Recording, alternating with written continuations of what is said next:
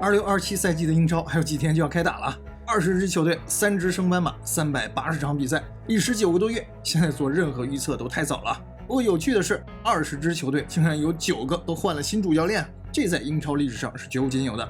这20位教练，谁会在明年5月捧杯？谁又会被解雇呢？米克尔·阿尔特塔，阿森纳。阿尔特塔是目前英超执教时间最长的主教练，2019年12月上任，花了7年时间，终于结束了阿森纳22年英超5冠的漫长等待。这也让阿尔特塔获得了他人生中第一个英超最佳教练头衔。球员时代，阿尔特塔先后效力过埃弗顿和阿森纳。2016年退役后，在曼城做瓜迪奥拉的助教。1920赛季中期，他离开曼城做了枪手的主教练。在对枪手的第一个赛季，阿尔特塔就拿到了足总杯的冠军，成功跻身新赛季的欧联杯。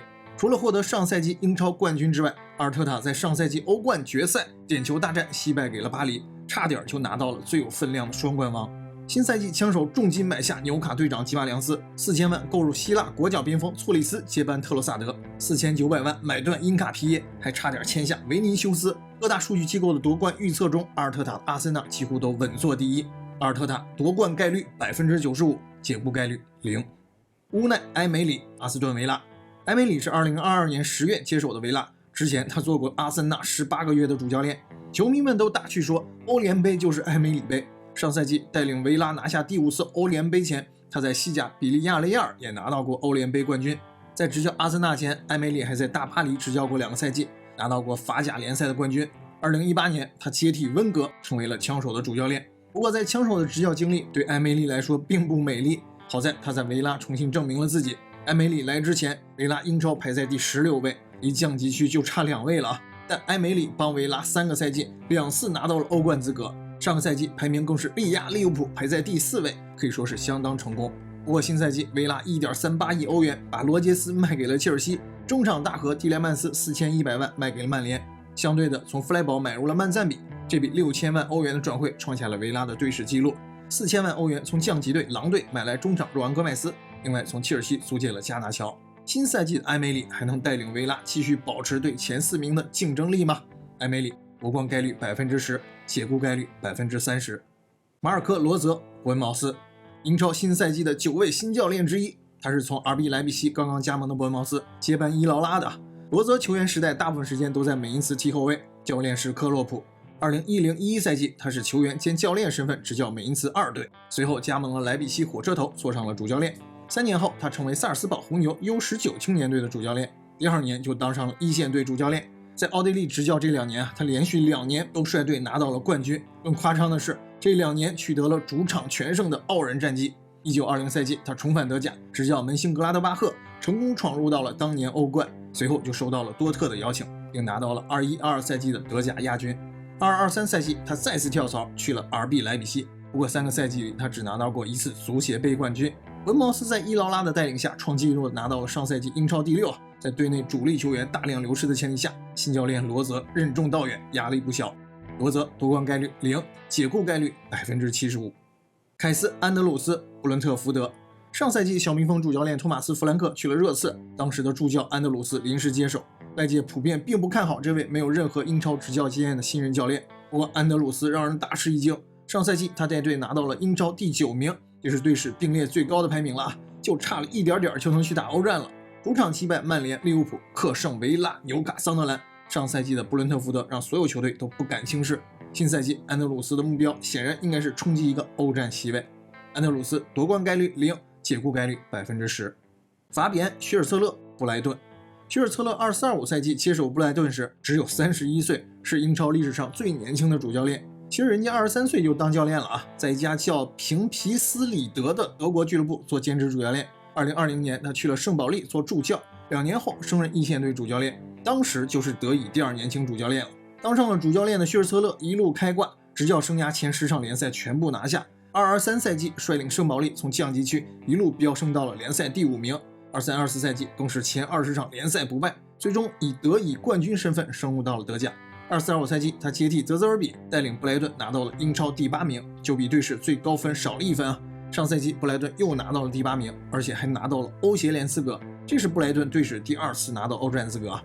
新赛季布莱顿的竞争对手很多，文茅斯、桑德兰、布伦特福德，包括纽卡，许尔策勒的压力也不小。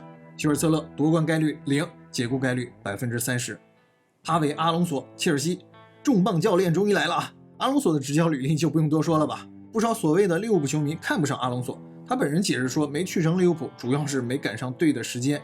作为一个利物浦球迷，我觉得龙哥得亏是没来利物浦啊！看看人家青湖那引援效率，几乎天天都在 Here we go。伊劳拉这边甚至一线队主力都凑不齐，龙哥就在切尔西好好干吧。新赛季如果能拿到联赛前4，切尔西球迷是不是就能满意了？阿隆索夺冠概率30%，解雇概率50%。弗兰克·兰帕德，考文垂，又是个车子的人啊！兰帕德效力切尔西的13年间，可以说是拿到了能拿到的一切荣誉。2018年开始当教练，执教英冠球队德比郡，可惜在最后的升级附加赛决赛输给了维拉。不过19年他就重返切尔西，接替萨里当上了切尔西的主教练。在切尔西的2年，兰帕德说不上成功还是失败吧，连续2年都拿到了第4名。不过接替他的图赫尔来了就拿了个欧冠啊。后来兰帕德去了埃弗顿，还2进攻，当了一阵切尔西的救火教练，后来就一直在考文垂了。执教考文垂的第1个赛季，兰帕德差点就带队升超，不过上赛季他还是以英冠冠军队的身份闯入到了英超。新赛季兰帕德的目标很明确，就是带队保级。兰帕德保级概率20%，解雇概率40%。皮埃尔·萨热，水晶宫，又一位英超主教练新人啊！这哥们儿的生涯还挺传奇的，他没踢过1天职业足球，2023年还是里昂的青训总监，后来被抓去做一线队临时主教练，人家抓住了机会啊，带队拿到了欧联杯资格，正式转正了。不过25年他转会去了朗斯，就是上赛季啊，他带领朗斯拿到了队史首座法国杯冠军，联赛排名第2名，拿到了新赛季的欧冠资格。放着妥妥的欧冠不要，反而跑来英超第15的水晶宫，也不知道他到底是为了啥。英超大舞台有梦你就来吗？萨热保级概率70%，解雇概率50%。大卫·莫耶斯，埃弗顿，这可是英超的老熟人了，要不是曼联耽误了莫爵爷，那就是目前英超执教时间最久的主教练了。莫耶斯2002年就当上了埃弗顿主教练了，去年1月临危受命2进攻，帮球队成功保级。在埃弗顿的这11年里啊，莫耶斯把埃弗顿打造成了一支颇具实力的球队，最好成绩是05年拿到了联赛第4名，打进了4年的欧冠。他的人生转折点是13-14赛季接受弗格森去了曼联，但1个赛季都没打完就走人了。之后老爷子辗转西甲，皇家社会和桑德兰2度执教铁锤西汉姆，还帮西汉姆拿到了队史唯2的欧战奖杯啊！22-23赛季的欧协联冠军。可惜铁锤眼高手低，解雇了莫耶斯，如今降级去了英冠。莫耶斯就在埃弗顿干到退休得了。莫耶斯保级概率80%，解雇概率10%。阿尔瓦罗·阿韦罗亚，富勒姆。不少球迷不知道，阿韦罗亚其实不是英超新人啊，他在球员时代就在利物浦踢过，还打过欧冠决赛呢啊。不过阿韦罗亚是个100%的皇马人，出身皇马青训，09年重返皇马，辅佐狂人穆里尼奥拿到了西甲冠军、欧冠冠军和国王杯冠军。不过他其实是在英超西汉姆退役的啊，退役后就去皇马 U19 当教练了，一直到上赛季开始执教皇马 B 队。后面的事儿大家都知道了啊，他和阿隆索在皇马的执教经历都不成功。不过新赛季2人都要在英超开启新生涯了。富勒姆一直都是稳稳的英超中游，阿韦罗亚估计也就是在这边练练级啊，没准以后还要回皇马。阿韦罗亚保级概率70%，解雇概率70%。希尔盖·亚基洛维奇，赫尔城，这是个100%的英超新人啊。其实他在执教赫尔城之前也没有任何5大联赛的执教经验。17年当教练后就一直在克罗地亚、斯洛文尼亚、波黑当教练。25年在土超干过一阵儿，后来就去了赫尔城。他去之前的赫尔城差点就降级去了英甲。24-25赛季是靠净胜球险胜保级的。去年7月这哥们去了赫尔城，当时球队还被英足总处罚不能买人，俱乐部老板当时给他的任务就是英冠保级。实际上他带队的头8场比赛只拿到了9分，结果没想到后面他改打4-3-3，也学起了英超流行的高位逼抢和定位球打法。上赛季英冠最后一轮2-1逆转诺维奇，压哨第6名，拿到了附加赛门票。附加赛赫尔城赢了米尔沃尔，本来决赛对手是南安普敦啊，结果圣徒因为偷拍门被取消了比赛资格。递补上来的米德尔斯堡决赛第95分钟补时被赫尔城给绝杀了。赫尔城就这样一路神奇的时隔9年重返英超，亚基洛维奇也成为了英超历史上第1个波黑级的主教练。上赛季升超的桑德兰成了大黑马，不知道新赛季的赫尔城还会不会继续一路逆袭。亚基洛维奇保级概率10%，解雇概率80%。加里奥尼尔·伊布斯维奇，加里奥尼尔其实是英格兰老油条了，球员时期效力过普茨茅斯、米德尔斯堡、西汉姆和诺维奇，英超出场过214次了啊。19年退役后还去利物浦当过一阵 U23 教练。是的，现在已经没有 U23 了，只有 U18 和 U21。2021年他去了伯恩茅斯做助教，22-23赛季正式当上了主教练。之后他在狼队待了1年，然后就去法甲白堡斯特拉斯堡当主教练了，成绩还不错啊，打进了欧协联半决赛。他是今年6月才去的伊普斯维奇，一阵的上任教练是麦肯纳，带队冲超成功后就不干了啊。一阵24-25赛季就打过英超，麦肯纳估计也知道英超不好干，8成还得降级，就提前撤了。加里奥尼尔肯定也知道保级不会容易，奥尼尔保级概率10%，解雇概率90%。丹尼尔·法尔克，利兹联。在执教利兹联之前，法尔克其实在诺维奇待过5个赛季，还曾经2次生物过英超。21-22赛季诺维奇降级后，他令人意外地跑到俄超执教，不过很快就去了德甲门兴格拉德巴赫。德甲待了1年，又重返英格兰执教利兹联。在利兹联的第1个赛季，法尔克差点就升入英超。24-25赛季以英冠冠军的身份重返英超。上赛季的利兹联虽然一度陷入保级区，但作风硬朗的法尔克在后半赛季找到了感觉，客胜曼联，2平利物浦都是他的代表作。在不久前结束的美国季前赛，还让2追4逆转了伊劳拉的利物浦，绝对是新赛季不能轻视的一支球队。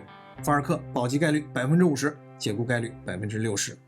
安东尼·伊劳拉，利物浦，终于到利物浦了啊！红军球迷已经不需要我介绍伊劳拉了，不知道各位对季前赛的表现还满意吗？我猜8成都会去喷休斯引援不利吧。伊劳拉至少还用2个半场向我们展示了他的快速足球理念，但他的快速攻防转换好看是好看，但对体能的要求是非常恐怖的，伤病也是球队的一大隐患。总监理查德·休斯新赛季只买了一个左边锋穆尼奥斯，租借了阿劳霍，东窗高价买的雅凯一直有伤，一线队现在右后卫、右边锋都没一个正选啊。和巴尔克拉的转会消息传了一整个下窗，直到这周才有新闻说利物浦认为巴尔克拉1.5亿的报价太离谱，不可能满足巴黎的要求。明明只需要1分钟就能得出来结论，理查德·休斯却花了整整1个转会窗。悲观的利物浦球迷已经不敢奢望休斯能买人了。但从氛围角度考虑，休斯在任的这2年拿到了一个英超冠军，破纪录买来了威尔茨和伊萨克，成功帮氛围把俱乐部的估值提升到了破天荒的60亿欧元。如今氛围卖掉30%的股权就能轻松赚到16个亿啊！当初他们买利物浦只花了3个亿。巴蒂亚入股后据说当上了副主席，贝索斯只是纯被动投资，不进董事会。但也有外媒说，1年内可以用80亿美元，也就是70亿欧元、60亿镑的价格对利物浦完成彻底收购。总之，对伊劳拉和球迷们来说，这会是一个混乱的赛季。红军球迷也不要对成绩有太高的要求，比赛风格好看就算了。伊劳拉夺冠概率0，解雇概率50%。恩佐·马雷斯卡，曼城。为了接班瓜迪奥拉，马雷斯卡不惜和切尔西翻桌子，据说2边都闹得不是很愉快。其实，在2020年，人家就在曼城青训梯队当教练了啊。曼城过去几年青训成才率非常高，俱乐部官方认证过，像帕尔默、罗杰斯、德拉普和麦卡蒂都是马雷斯卡带出来的。其实还有边锋鲍勃，去切尔西的拉维亚都是马雷斯卡的旧部。这一年，曼城和切尔西有过不少青训转会的交易，看得出来2家俱乐部关系不错。而熟悉曼城体系的马雷斯卡自然会成为瓜迪奥拉离任后的接班人。至于说他能在曼城一线队取得什么成就，那肯定是比不过瓜迪奥拉的。但只要马雷斯卡不乱搞，参考斯洛特没准新赛季曼城有机会从阿森纳手里抢回一个冠军。马雷斯卡夺冠概率80%，解雇概率30%。迈克尔·卡里克，曼联。卡里克接手曼联后的成绩是毋庸置疑的。其实他和索尔斯克亚不管是谁接手，我觉得成绩都不会太差。不少曼联球迷一直说新赛季曼联怎么不引援啊？其实上赛季的引援已经相当成功了啊，姆波莫、库尼亚，包括塞斯科的发挥都是顶级的。新赛季主力也只是少了一个卡塞米罗。5600万从切尔西买桑托斯，如果还有点不放心的话，那4100万买来蒂莱曼斯其实是一笔相当聪明划算的引援。拉什福也回归了，相当于是一笔5000万级别的引援了。新赛季就算曼联不再有新援加入，也会是前4的有力争夺者。当然担忧也是会有的，那就是卡里克上赛季是单线作战，新赛季4线开拔，阵容厚度会是极大的考验。卡里克夺冠概率40%，解雇概率50%。马蒂亚斯·亚伊斯勒，纽卡。埃迪豪辞职一点都不意外啊，纽卡都快被拆家了。卖掉戈登，葬礼3中场解体后，纽卡想要保持过往几个赛季的竞争力，几乎难于登天。但没准纽卡这波大换血后，能让俱乐部的财务状况极大缓解，有钱花不出去的情况或许会得到改善。但说到底，成绩还是最重要的。38岁的亚伊斯勒在沙特捞金了3个赛季，应该不少人会质疑他在英超的执教水平。在去沙特之前，亚伊斯勒在萨尔斯堡红牛执教过2个赛季，2个赛季都拿到了澳超冠军。如果说那时候他来英超发展，反倒是比现在过来更容易让人信服吧。亚伊斯勒球员时期是霍芬海姆的中后卫，但25岁就因伤退役了。2017年在布隆德比做助理教练，2年后去了萨尔斯堡红牛做 U18 教练，2021年去了奥地利乙级联赛列夫宁，开启了主教练生涯，但很快就重返萨尔斯堡红牛，接替了现在的加拿大国家队教练杰西·马什。马什之前也执教过利兹联2个赛季啊。我发现现在英超好多德系、红牛系的教练，不知道这位亚伊斯勒在英超前途如何？亚伊斯勒保级概率80%，解雇概率80%。奥利弗·格拉斯纳，诺丁汉森林。格拉斯纳这个老小子就是个德系教练，早年在奥地利联赛执教，德甲沃尔夫斯堡成名，带法兰克福拿了欧联冠军，声名鹊起。在水晶宫的2个赛季也算是小有成就，先后拿到了足总杯和欧协联冠军，这对水晶宫来说都是历史级别的突破。不过因为和俱乐部老板理念不合，他主动离职。本以为他坑了利物浦之后要去投名状去曼联了，没想到最后去了森林。森林的船王老板也不是个善茬，我不是很看好格拉斯纳在森林的前途。作为一个利物浦球迷，我也乐见他在森林失败。格拉斯纳保级概率80%，解雇概率90%。雷吉斯·勒布里斯，桑德兰。上赛季英超最大的黑马就是桑德兰，从英冠升超第1年不仅成功保级，甚至直接拿了个第7名，直接带着黑猫去打欧联了。勒布里斯27岁就当上教练，在法甲雷恩 B 队执教了8年时间，直到22-23赛季才当上了1线队教练。他在法甲就待了2年就去英冠了，第1个赛季就率队冲超成功，英超第1年就去打欧联，这剧情实在有些不可思议。不过相比起升超那个赛季的大手笔引援，新赛季桑德兰并没有怎么买人，多线作战才是对勒布里斯更大的考验。勒布里斯保级概率80%，解雇概率50%。罗伯托·德泽尔比，热刺。新赛季的热刺可以说是除了切尔西之外引援最疯狂的了，2亿欧元买来托纳利和费尔南德斯，6000万买来德泽尔比的老部下范海克，还免签了罗伯逊和伯恩茅斯的中卫塞内西，据说现在还在盯着加赫波和萨维尼奥啊。老实说，热刺的阵容就算不买这几个也一点都不差，实在是被高层瞎搞给耽误了。波胖、弗兰克，特别是那个图多尔，真是把热刺给霍霍了。没能看到热刺降级，实在是非常大的遗憾。管理层可能也是害怕了啊。我这几个引援，说实话都不错，都是英超的技战力，要实力有实力，要荣誉有荣誉。德泽尔比也有在英超成功的经历，热刺新赛季恐怕是要奔着前4去的。德泽尔比夺冠概率0%，保级概率80%，解雇概率70%。好了，以上就是新赛季英超的20位主教练了啊。认识了主教练，才好有针对性的去看新赛季的每一场比赛。还没有买足球通的朋友啊，现在足球通年卡正在好价，3屏通看5大联赛的足球通年卡298，4屏能在电视上直接看5大联赛的足球通年卡388，还送限量120的券啊！